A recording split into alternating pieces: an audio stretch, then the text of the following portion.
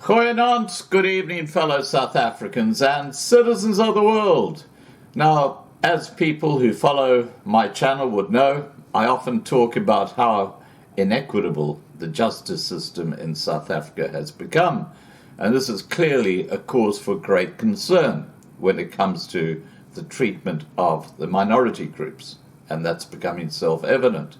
Now, I was sent an email that was written by Chris Greenwood, who was actually an ex-Rhodesian, who saw things change when it became Zimbabwe. And he's put on paper his thoughts about comparing where Zimbabwe went and where South Africa is going. And it's worth listening to because this guy isn't a fool. He was actually going to become a judge in Zimbabwe. So he fully understands the ramifications of what's happening right now under the corrupt gangster ANC government. This is what he writes. He writes, a personal warning to all South Africans. When we left Zimbabwe, all the fundamentals in the country, such as health, education, energy, etc., were sound. The only thing that went wrong was that Robert Mugabe attacked the judiciary for the first time. Nothing else was wrong. We decided to leave because I concluded that this was a very dangerous sign and marked the beginning of a process in which humans would end up with little or no rights. Friends and relatives thought we were mad. I was giving up a high court judgeship. Pam, my wife, was giving up teaching at the best school. We lived in the best suburb.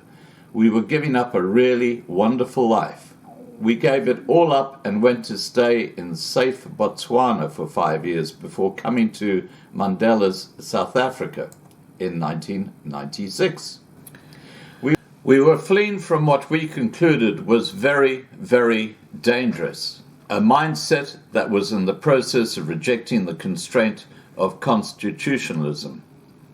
We were to be proved right, quite spectacularly. Our premonition about Zimbabwe on account of Mugabe's attack on the judiciary was realized. Zimbabwe collapsed as Mugabe then followed through in terms of the mindset that the attack had signified. The rest is history. Zimbabwe is a failed state, with over 3.6 million of its people having deserted and others diving under the South African border fence to get here as I'm typing this, and despite xenophobic violence. Unlike Zimbabwe, just about all the fundamentals in this country, such as health, education, energy, etc., are a mess.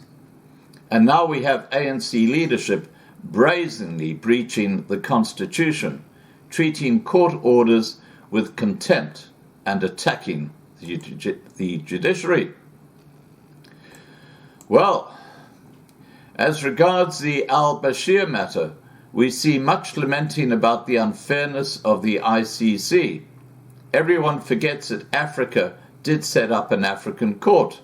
It was called the SADC Tribunal. It had its seat in Windhoek. It was staffed by African judges. The moment it gave one decision against an African government, i.e. Zimbabwe, the AU and SADC gang scrapped the tribunal court.